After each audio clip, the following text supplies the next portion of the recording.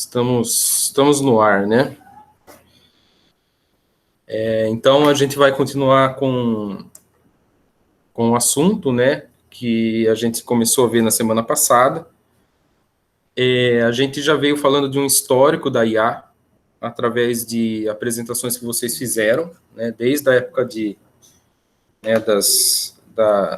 do jogo da imitação de Turing, e a gente veio mostrando, né, algumas etapas importantes da história da IA, né?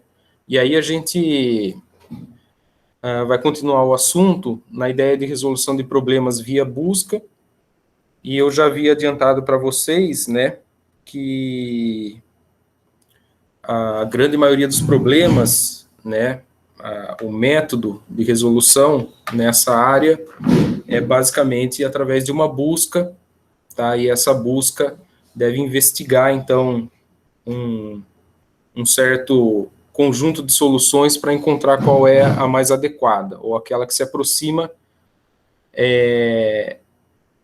né, aquela solução que se aproxima daquela uma que poderia ser escolhida, né, por um humano diante de um problema, né? Então, nós queremos aproximar a solução desse sistema, desse programa que contém uma certa inteligência, do pensamento racional humano, tomando decisões tão inteligentes quanto, né, nós humanos.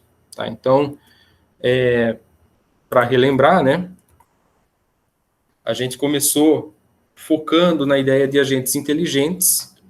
Agentes inteligentes, então, é bem pontuado, né, naquele livro grande, né, de inteligência artificial que eu já mostrei, que é do Russell e Norvig. E o livro começa tentando formalizar agentes inteligentes, né, e os diferentes agentes que existem, para então utilizar agentes num processo de busca por soluções, certo? Então, o que é o agente? O agente é basicamente né, relembrando, uma entidade que consegue interpretar o ambiente. Percebam que é assim como nós, tá? Nós podemos ser um agente também, tá? Nós interpretamos o ambiente e através das evidências, né, que a gente percebe nesse ambiente e os conhecimentos, né, que nós temos, nós realizamos algumas ações, nós atuamos nesse ambiente para cumprir um certo objetivo. Tá? Então, dado um problema, né, você tenta cumprir esse objetivo desse problema, tentando interpretar o ambiente e tomando, né, ações com base nas suas percepções e conhecimento. Tá? Conforme eu disse, esse agente, né, pode ser também um sistema, um programa de computador, um robô, né, um dispositivo eletroeletrônico, um dispositivo digital, né, que de alguma maneira possui essa abstração de agente a ponto de que ele investigue soluções para chegar numa solução adequada para o problema que ele se convenciona a resolver. Né? Então, quando a gente trata esses agentes como sendo de repente, né, um sistema, um programa, né, um agente inanimado, né, que não é um ser humano, né, normalmente, né, como que a gente mede se ele está tomando decisões corretas ou não, né? Então, as suas ações são condicionadas a uma medida de desempenho, né? Então, vocês vão ouvir falar bastante sobre medidas de desempenho, tá? E eu vou tentar expressar isso basicamente até o fim dessa aula na forma de funções, tá? Funções objetivo, por exemplo, funções de avaliação. E basicamente, então, esse sistema, né, esse programa que detém essa inteligência, esse agente deve ter seu desempenho medido, tá, através de alguns critérios para saber se ele está caminhando, né, para cumprir o seu objetivo com êxito, beleza? Então, existe uma medida de desempenho sempre intrínseca a esse sistema, a esse agente, capaz de medir o seu sucesso, ok?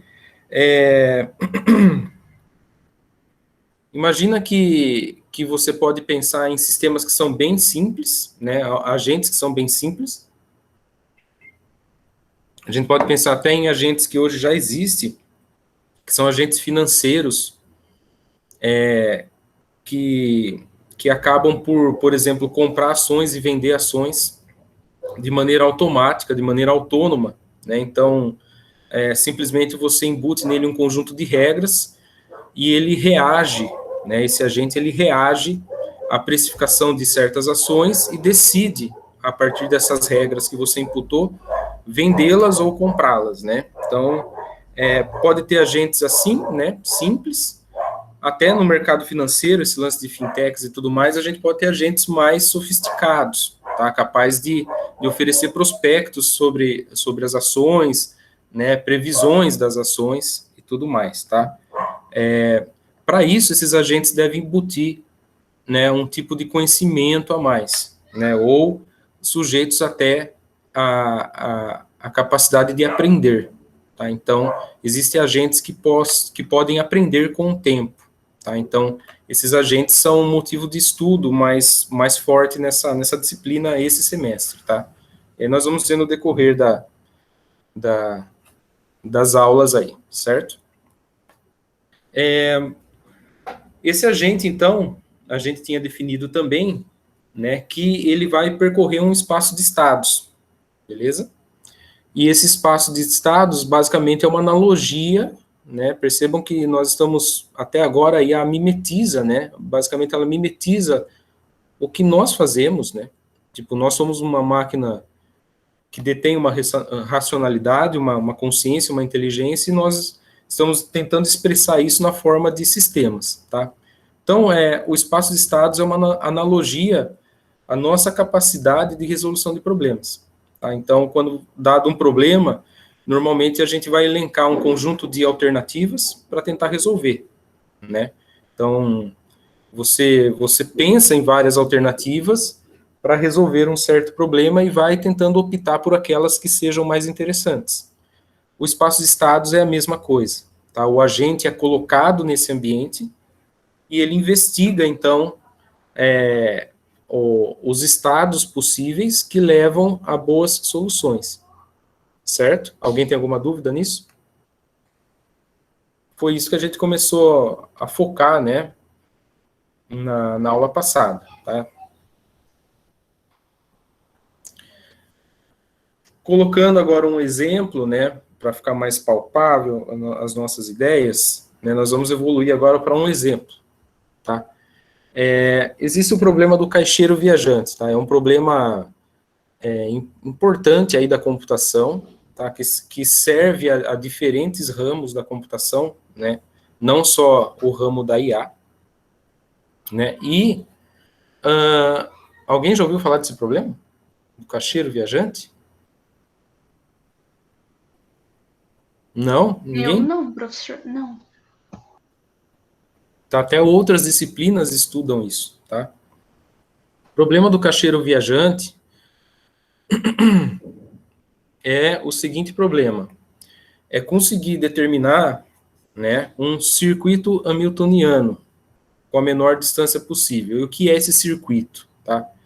Esse circuito, para exemplificar, é como se você tivesse, de repente, imagine aí uma empresa de entregas, de encomendas, e a pessoa precisa pegar o carro para fazer as encomendas em diferentes cidades do estado de São Paulo, por exemplo. E aí ela tem uma lista de cidades onde ela tem que ir, né, para fazer as encomendas, entregar essas encomendas, né. A ideia do caixeiro viajante é que você faça, né, o caminho que percorra todas essas cidades que necessitam, né, que a transportadora chegue para fazer a entrega, percorra todas essas cidades no menor caminho possível e volte ao seu início, né? Volte aonde a empresa começou, aonde aquele carro, aquele caminhão saiu para fazer as entregas, beleza? Então é um circuito, né, hamiltoniano pelo rapaz aí que determinou esse problema há muito tempo atrás, tá? Muito tempo atrás. E aqui está um exemplo, Tá? Então, aqui é um exemplo de um circuito hamiltoniano do caixeiro viajante que é capaz de você sair, de repente, de um ponto no mapa e, com as opções das diferentes caminhos, né, as diferentes rodovias que existem, trafegar, né, conseguir trafegar desse ponto até os próximos que você precisa ir. Aqui, no caso, alcançando todos os estados, né, dos Estados Unidos, né, mas tentando encontrar aquele caminho total que seja o menor possível até a volta ao seu início novamente. Então, por exemplo, o cara saiu daqui de Montana, vai. E aí ele tem que percorrer, então, todos os outros estados, acho que são 50 aí, no menor caminho possível, deve encontrar, então, quais são as rodovias que em conjunto vão oferecer o menor caminho e voltar a Montana novamente, beleza? Esse é o problema do caixeiro viajante, tá? Deixo aqui até um Wikipedia aqui para você dar uma olhada depois, tá? Eu dei uma olhada ali, tá tudo certo, né, na definição do problema. Recomendo dar uma olhada. E essa história do caixeiro viajante recai, né? Pode ser resolvido de várias formas, mas recai exatamente em uma problemática, né, de percorrer esse espaço de estados com milhares, né, sei lá, dezenas, centenas de rodovias possíveis e encontrar aquelas que levam ao menor caminho, ao menor circuito, ok? Então, imaginem só que você tem um agente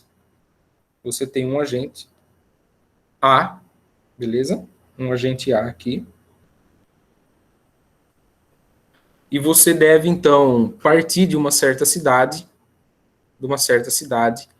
e avançando, né, pelas estradas para as próximas cidades. Então, aqui está só uma ilustração, então, do espaço de estados S, que eu também havia definido na aula passada, que vai se expandindo conforme você vai, né, conforme o agente vai adentrando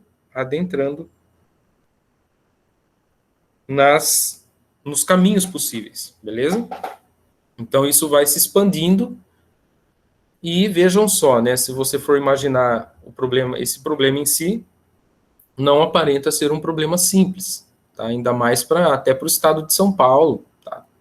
O estado de São Paulo, né, ou de repente para pontos numa cidade, né, talvez isso seja mais simples, mas imagine que o problema cresce conforme você está lidando com mais rodovias, mais estradas, mais pontos, né, a atingir, tá? Então, esse espaço de estados S pode ser monstruoso, tá? A ideia é como eu consigo chegar, então, ao meu estado final, à minha meta, ao meu objetivo, de maneira inteligente a economizar, né, economizar distâncias. A primeira ideia é sair aleatório aí, né? Conforme eu já havia falado na aula passada, que é o tal da busca exaustiva, né, ou de força bruta. Você sai aí testando vários caminhos e depois você, em função desses testes, você encontra o menor caminho, beleza? Mas imagine que uma força bruta nesse sentido, uma busca exaustiva, né, de todos os caminhos possíveis, dependendo do problema, vai ficar bem complicado, tá? Então, nós queremos atingir a otimalidade. Então, eu vou aproveitar aqui só para pontuar. Alguém tem alguma pergunta? Alguma curiosidade?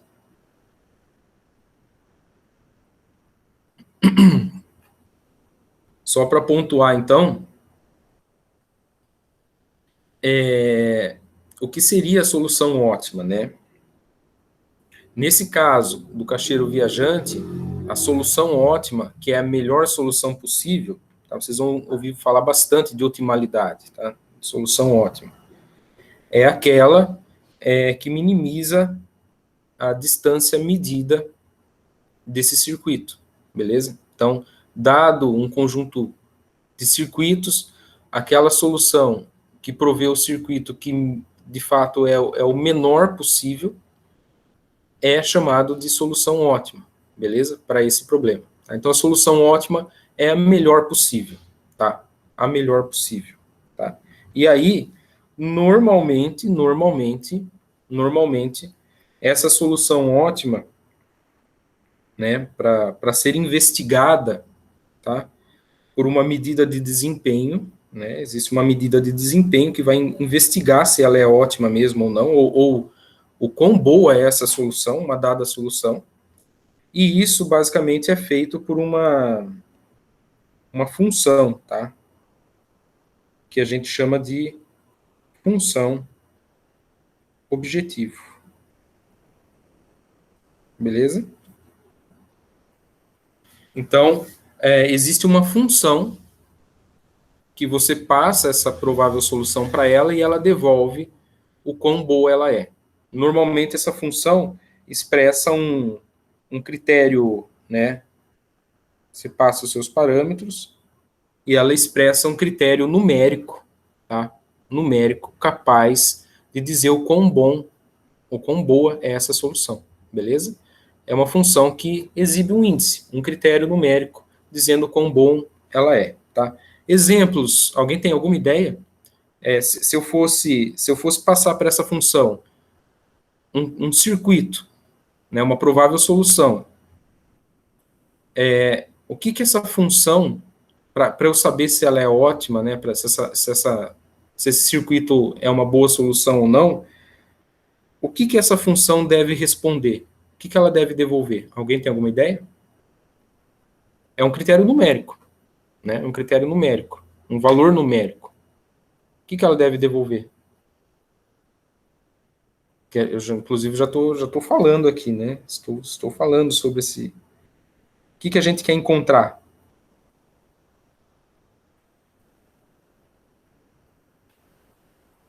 Não é uma resposta binária, é um número real. Tá? Essa saída pertence ao conjunto dos números reais. Essa função vai avaliar o quão boa é uma solução. A nossa problemática é conseguir encontrar o menor caminho possível, tá? O menor caminho possível. A menor distância. Estou melhorando, né? Qual é a menor distância? Você sabe que uma solução é melhor que outra quando ela oferece uma distância menor que a primeira, não é? Nesse caso, não é ainda o percentual. O Luan chegou perto ali, é o valor mínimo. Valor mínimo do que, Luan?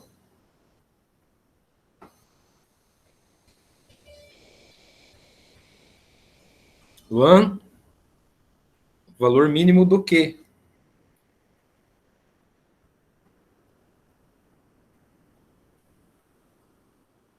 Ai, calma lá. O professor, então seria o menor caminho, o valor mínimo do menor caminho que ele percorreu. Isso, tá? Essa função pode devolver, vamos colocar bem aplicado, bem na prática, né? Essa função poderia devolver a distância em km, beleza? Então, você entra com um circuito, né? Todo aquele caminho e percorrendo todas as cidades e essa função devolve como saída qual é a distância. Ela mede a distância de todos os caminhos a cada cidade, soma tudo e te dá uma distância em km, vamos supor, beleza? Em quilômetros rodados, beleza? Então, percebam que daqui para frente tudo vai ser guiado por função. A medida de desempenho que eu disse é basicamente pode ser estimada por uma função f de n que de fato ajude esse agente, né, coitado desse agente, ajude esse agente a resolver o problema, avaliando qual solução é melhor. É uma ou é outra, né? Se tiver que optar por um conjunto de soluções, qual é a melhor? A melhor é aquela que o f de n, aqui no nosso caso, por exemplo, ofereça a mínima distância, beleza? Então, nós queremos a mínima distância em km. Essa seria, né, o circuito que oferecer a mínima distância em km é o circuito ótimo, ok? É a melhor solução, tá? Ô, Gabriel, pode ser, tá? Pelo GPS você consegue medir isso, tá? Dá uma dica aí para essas empresas tipo Uber aí, eles já fazem isso, né? Já medem distância no sistema, ok? E de repente opta, né? Ou até quando você vai no Google lá, rotas, né? No Google Maps, em rotas, como que você escolhe um ponto ao outro e de repente ele oferece algumas rotas, né? Ele vai oferecer a rota que a Google acho que oferece umas 2 ou 3 alternativas de caminho de uma cidade a outra, né? Esses caminhos são os caminhos mínimos, beleza? Às vezes erra, por isso que esse problema é complicado. Aí depende do algoritmo que está usando, tem um custo, né? Percebam que isso tem um custo. Só que pode levar tempo para resolver, tá? Custo computacional de memória e de tempo.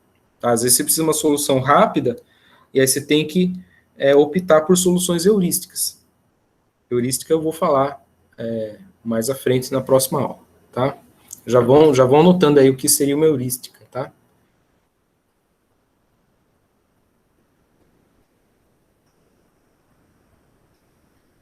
Então, basicamente é isso, ok? Então, percebam que a maneira que eu estou colocando esse problema é um problema que fica em aberto. Eu gostaria muito que vocês usassem imaginação para isso.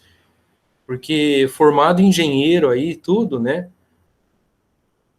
Percebam que eu estou dando só os elementos, mas dependendo do seu cenário, dependendo do seu problema, você tem que descobrir, você tem que propor ou projetar o que o seu agente vai fazer, qual é o espaço de estados, representar esse cenário do espaço de estados, né? Conseguir abstrair ele e também inventar uma medida de desempenho que faça sentido, que ajude esse carinha a encontrar uma boa solução.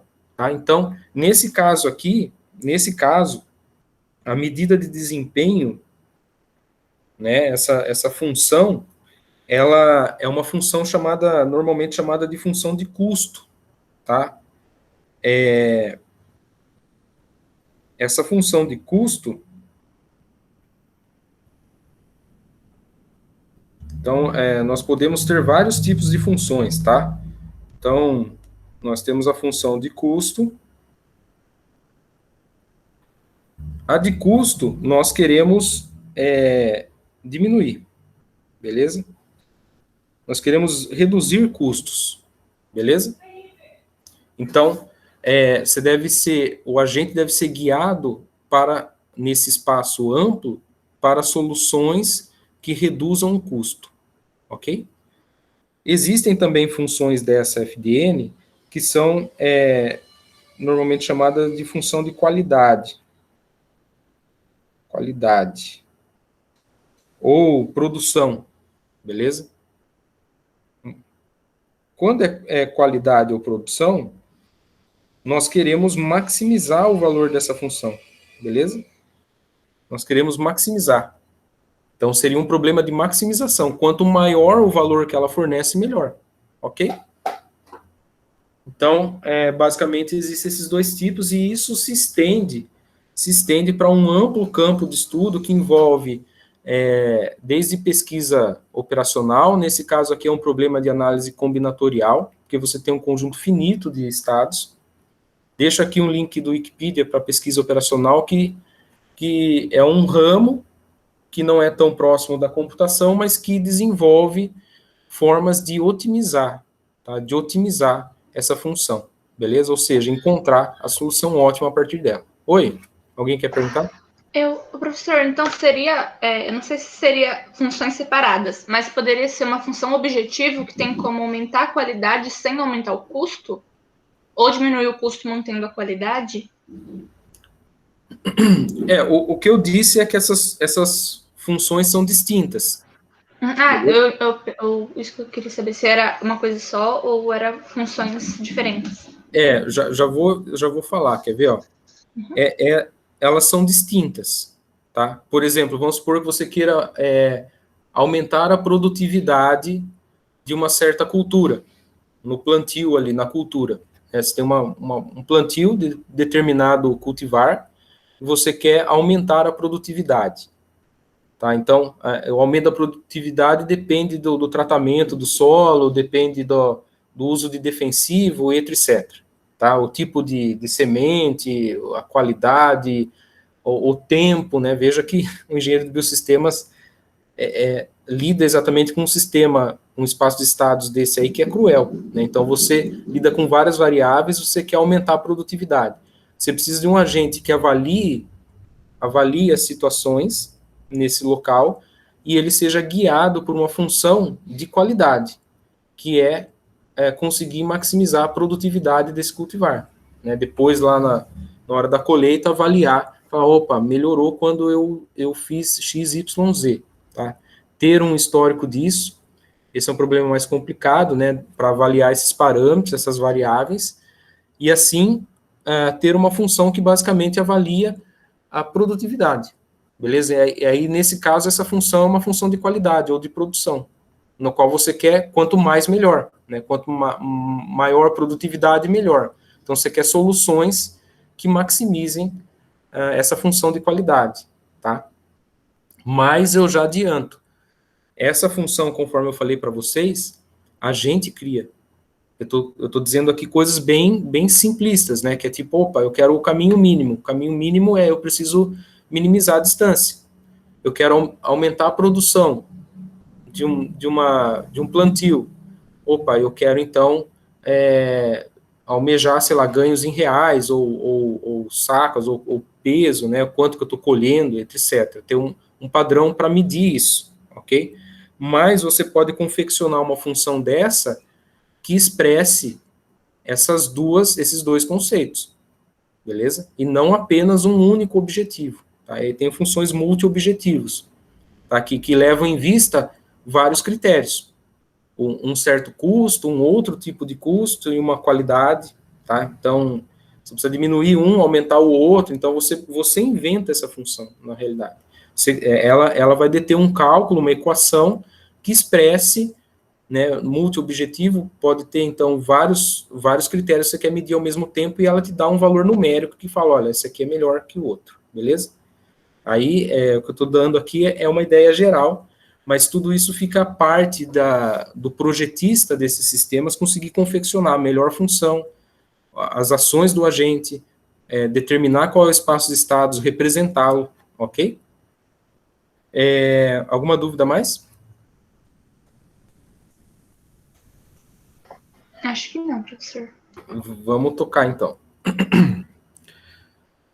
Uma coisa importante, então, né, é como a gente consegue expressar esse espaço de estados. Tá? Então, eu foquei apenas no problema logístico aqui, né, um problema logístico que é do entregador aí, que eu já havia falado, o tal do caixeiro viajante, beleza? Vamos imaginar assim, eu não posso considerar, né, vocês viram em PO isso, né, eu não posso considerar eu preciso verificar quais são as variáveis que são importantes para eu resolver o meu problema. Então, eu não posso considerar qualquer coisa. Não posso embutir no meu sistema um monte de situações que às vezes não interessam. Eu preciso focar em um problema bem claro para fazer o meu agente, então, avaliar essas soluções, ok? Então, pensando aqui no mapa do Brasil, por exemplo, se fosse o caixeiro viajante vai viajar pelo Brasil, e a exemplo do mapa dos Estados Unidos lá, estou colocando agora um do Brasil, em que eu posso sacar dele, retirar dele, né, vários elementos. Por exemplo, às vezes eu não estou interessado sobre o relevo se tem muita subida ou descida. ou não estou interessado se os caminhos têm acostamento ou não tem acostamento, se tem pedágio ou não tem pedágio. Veja só, a ideia de pedágio é interessante, tá? Às vezes eu quero minimizar também o valor gasto em pedágio, e não apenas o caminho, tá? Então, vão pensando aí como você poderia criar uma função que minimize o valor pago em pedágio, ok? Ou até usar em conjunto, né? O valor de pedágio, uma função que expresse o menor gasto com pedágio e o menor caminho, ok? Mas o fato é que eu estou interessado só no caminho. E aí, eu tenho que, então, abstrair esse cenário. Então, essa segunda parte expressa as principais rodovias, né? As principais rodovias do Brasil.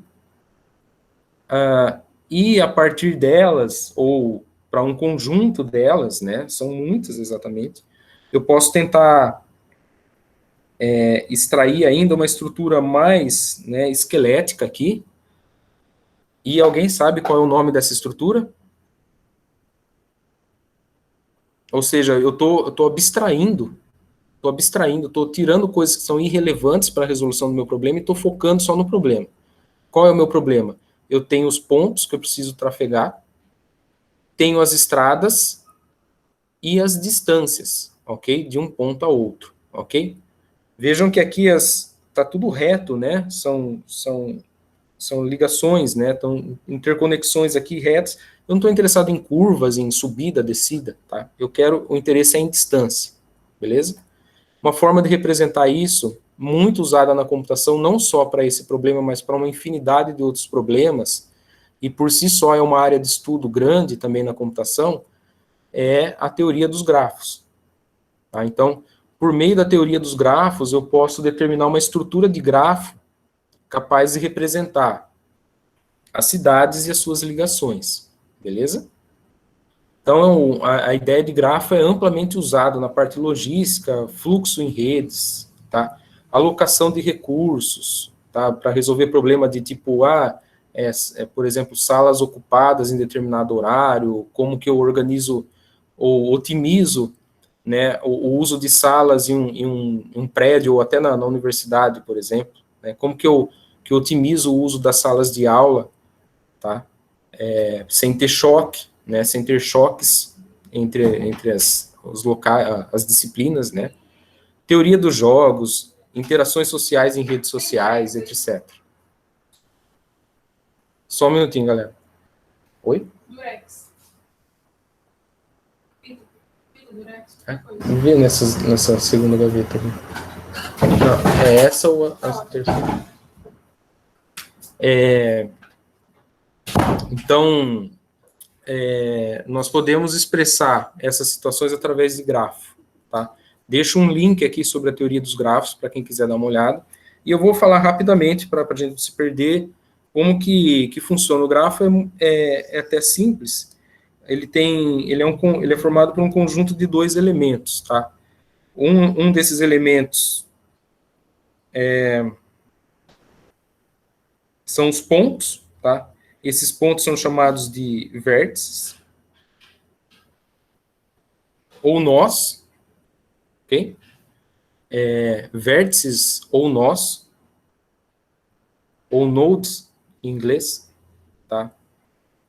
Então, todos esses pontos são chamados, determinados dessa forma, e a gente tem um grafo, é um conjunto desses pontos, e esses pontos podem ser interligados a outros pontos, através de um outro elemento, tá?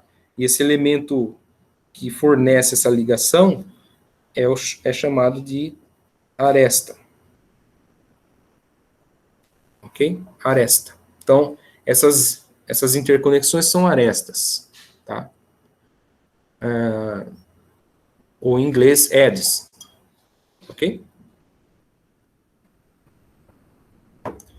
Essas arestas também podem vir atreladas a ela pesos. Ok? Esses pesos da aresta, no nosso caso, podem ser um valor numérico, que é a distância de um ponto a outro. Então, o grafo é interessante porque é visualmente fácil de entender.